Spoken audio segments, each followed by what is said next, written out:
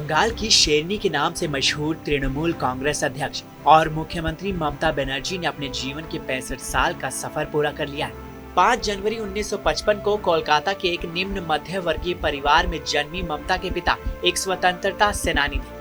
बंगाल की सीएम बनने तक का सफर ममता के लिए कांटों भरा था। इस सफर को तय करने में उन्हें ढेरों मुश्किलों का सामना करना पड़ा। महज 17 साल की उम्र में दीदी ने दवाई न मिलने की वजह से अपने पिता को खो दिया। इसके बाद तो जैसे पूरे परिवार पर मानो दुखों का पहाड़ ही टूट पड़ा। अब परिवार का पेट पालने की जिम्मेदारी भी ममता के कंधों पर ही थी। यकीनन चुनौतियां बड़ी थी, लेकिन मुश्किलों का सामना करने के लिए दीदी एकदम तैयार खड़ी थी। एक गरीब परिवार में रहकर दूध बेचने से लेकर बंगाल की सत्ता हासिल करने तक ममता ने हर मुकाम पर गौरव और सम्मान प्राप्त किया। अपने स्कूली दिनों से ही वो राजनीति से जुड़ गई। 70 के दशक में उन्होंने अपना राजनीतिक सफर शुरू किया। साल 1976 से 1980 तक वो राज्य महिला कांग्रेस की महासचिव रहीं। 1984 में ममता ने मार्क्सवादी कम्युनिस्ट पार्टी के वरिष्ठ नेता सोमनाथ चटर्जी को जादवपुर लोकसभा सीट से हराया। उन्हें देश की सबसे युवा सांसद बनने का गौरव भी प्राप्त हुआ। इसके बाद तो उन्होंने कभी पीछे मुड़कर नहीं देखा। देश की पहली महिला रेल मंत्री बनने का गौरव भी दीदी को ही प्राप्त है।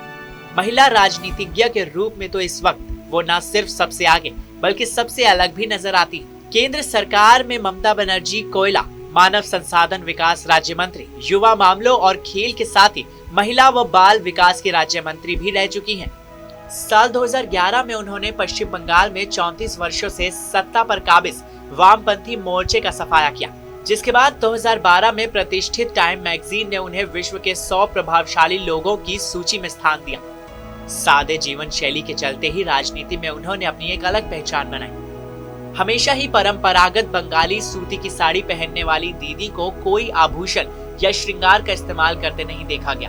उनकी सादगी का अंदाजा इसी बात से लगाया जा सकता है कि वो हमेशा ही हवाई चप्पल पहनती है। पूरा जीवन अविवाहित बिता देने वाली ममता के कंधों पर आमतौर पर एक सूती थैला भी नजर आता है। बहुत कम लोग ही जानते हैं कि एक पॉलिटिशियन होने के साथ ही वो एक पेंटर भी है। फुर्सत के पलों में ममता घर में पेंटिंग करना काफी पसंद करती है।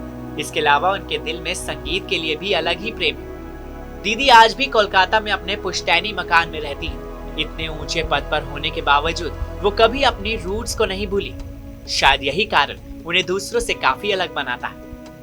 यकीनन सियासत की दुनिया में ममता सबसे दमदार शख्सियत उभर कर सामने आई है। टीवी 9 भारतवर्ष की तरफ से ममता बनर्जी को जन्मदिन की ढेरों शुभकामनाएं।